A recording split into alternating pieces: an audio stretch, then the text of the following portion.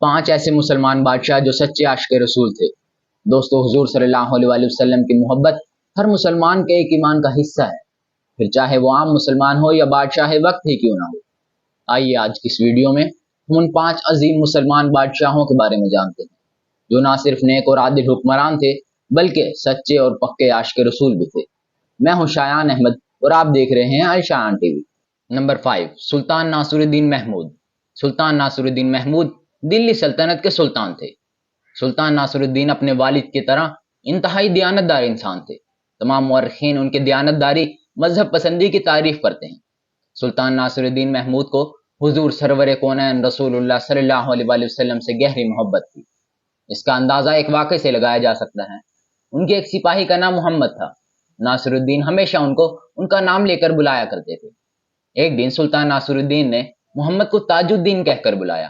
محمد آئے اور ناصر الدین نے ان کو جس کام کے لیے کہا تھا وہ کیا، اور اس کے بعد محمد اپنے گھر چلے گئے اور اگلے 3 دن تک سلطان ناصر الدین محمود کے پاس حاضر نہ ہوئے۔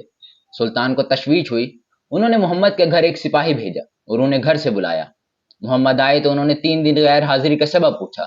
محمد نے عرض کیا، آپ مجھے ہمیشہ میرا نام لے کر بلایا کرتے تھے، لیکن اس دن آپ نے مجھے تاج الدین کہہ کر بلایا۔ مجھے گمان ہوا کہ شاید مجھ سے کوئی غلطی سرزد ہو گئی تھی، جس کی بنا پر آپ مجھے اس طرح یاد فرما رہے ہیں۔ سلطان ناصر الدین نے یہ بات سنی تو کہا، واللہ میں تم سے بدگمان نہیں ہوا۔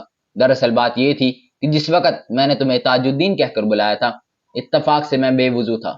مجھے شرم آئی کہ میں آپ صلی اللہ علیہ وسلم کا نام وضو کے بغیر لوں، اس لیے میں نے تمہیں تاج الدین کہہ کر پکارا۔ نمبر 4، سلطان محمود غزنوی۔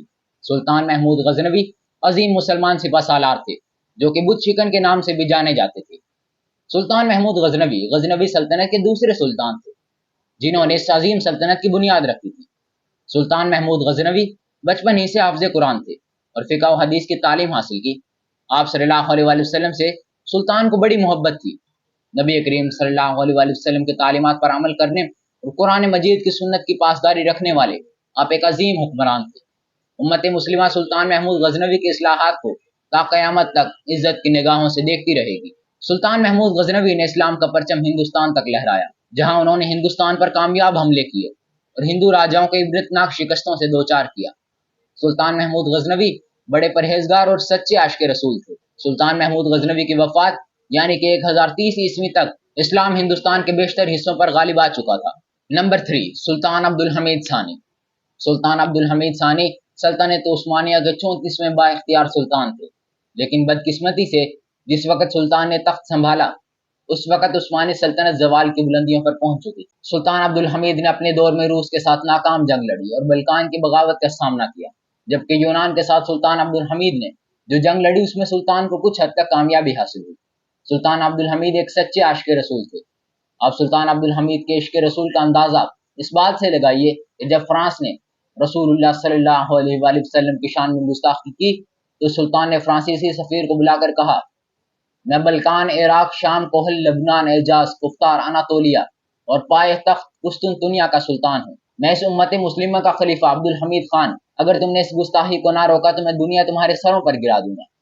سلطنت عثمانیہ کے زوال کے دور میں چونکہ اس پر داغوتی طاقتوں کا قبضہ کچھ زیادہ تھا، اس لیے سلطان کو 1909 عیسوی میں تخت سے اتار دیا گیا اور سلطان کو سیلونیکا میں قید کر دیا گیا۔ 1912 میں جب سیلونیکا یونان کے قبضے میں آ گیا تو انہیں استنبول میں قید کر دیا گیا۔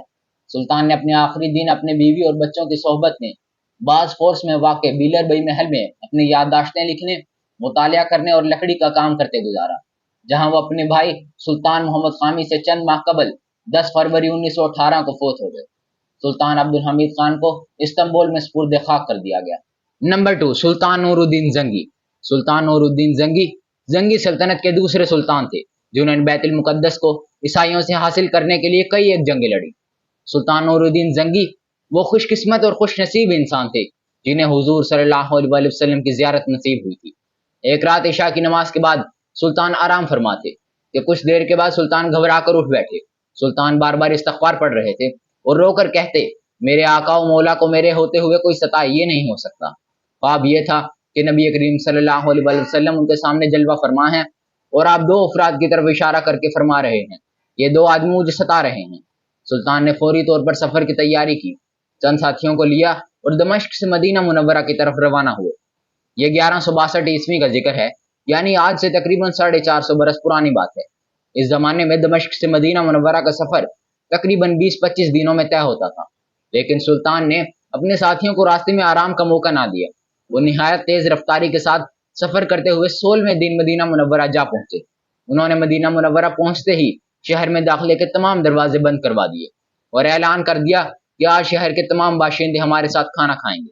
کھانے کا اہتمام کیا گیا، لیکن سلطان کو حاضرین میں وہ 2 چہرے کہیں بھی نظر نہ آئے جو انہیں خواب میں نظر آئے تھے، وہ جن کی طرف اشارہ کر کے رسالت مآب نے فرمایا تھا کہ یہ 2 آدمی مجھے ستا رہے ہیں۔ طویل کامل سلطان کے چہرے پر غور و فکر کے آثار نمودار ہو گئے۔ سلطان نے مدینہ منورہ کے حکام سے دریافت کیا کہ کوئی ایسا شخص تو نہیں جو کسی وجہ سے کھانے میں شریک نہ ہو سکا ہو۔ جواب ملا کہ مدینہ کے شہریوں میں تو کوئی ایسا نہیں ہے، البتہ 2 مغربی زائرین ہیں جو مدتوں سے یہاں رہتے ہیں، ہر وقت عبادت میں لگے رہتے ہیں، کچھ وقت بچتا ہے تو جنت البقیع میں لوگوں کو پانی پلانے میں گزار دیتے ہیں، ان کا کسی سے ملنا جلنا نہیں ہے۔ سلطان نے کہا انہیں بھی یہاں لائیں، ان سے ملنا چاہتا ہوں۔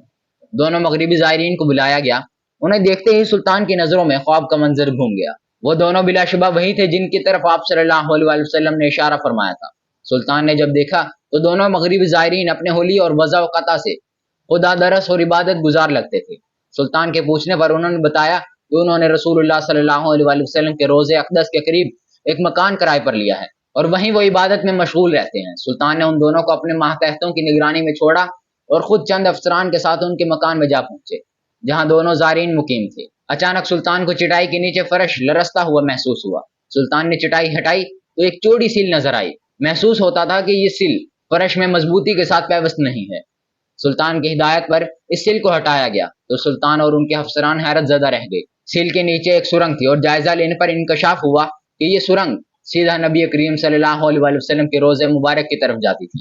سلطان نور الدین زنگی کے چہرے پر غیظ و غضب کی بجلیاں گونجنے لگی۔ وہ تیزی سے لوٹے اور حکم دیا کہ دونوں کو زنجیروں میں جکڑ کر حاضر کیا جائے۔ حکم پر فوراً عمل کیا گیا، جس کے بعد سلطان نے ان مجرموں کا سر ان کے دھڑوں سے الگ کر دیے اور ان دونوں مجرموں کے سر اڑانے کے بعد سلطان نے ان کی لاشیں بھڑکتے ہوئے آلاؤں میں ڈال دینے کا حکم جاری کیا۔ نمبر 1، سلطان صلاح الدین ایوبی۔ سلطان صلاح الدین ایوبی نہ صرف نیک اور نرم دل بادشاہ تھے بلکہ سلطان ایک سچے عاشق رسول بھی تھے۔ سلطان کی زندگی کا ہر پہلو سنت رسول سے بھرا ہوا تھا۔ سلطان کا ایک دشمن تھا رینالڈ، جس نے اپنے قریب سے گزرنے والے مسلمانوں کے قافلوں کو لوٹنا شروع کر دیا۔ سلطان نے رینالڈ سے احتجاج کیا، لیکن اس نے گستاخانہ انداز میں کہا، کہاں ہے تمہارے محمد؟ انہیں اپنی مدد کے لیے بلاؤ۔ یہی نہیں، اس نے قافلے کے چند بے گناہ افراد کو بھی قتل کر دیا۔ سلطان ایوبی جو مقدس سرزمین کو صلیبیوں سے آزاد کروانے کے لیے پہلے ہی بے چین تھے، ان واقعات سے تڑپ اٹھے۔ انہوں نے بلا تاخیر فوج کو جمع کیا اور رینالڈ پہ حملہ کر دیا۔ اس جنگ میں رینالڈ کو شکست ہوئی اور وہ اور اس کے دیگر سردار قید ہو گئے۔ سلطان نے رینالڈ کو طلب کیا اور رینالڈ کو یاد دلایا کہ اس نے مسلمانوں کے قافلے کو لوٹتے ہوئے حضور صلی اللہ علیہ وسلم کے بارے میں کہا تھا کہ کہاں ہے تمہارے محمد؟ انہیں بلاؤ اپنی مدد کے لیے۔ اس کے بعد سلطان نے رینالڈ کو اسلام کی دعوت دی، لیکن اس کے انکار پر سلطان کی تلوار حرکت میں آئی اور رسول خدا کی توہین کرنے والے اس بد عہد سالار کا خاتمہ ہو گیا۔ اسی کے ساتھ اپنے ہوسٹ شایان احمد کو اجازت دیجیے۔ اگر ویڈیو اچھی لگی ہو تو لائک، شیئر اینڈ سبسکرائب ضرور کیجیے گا۔ اللہ حافظ۔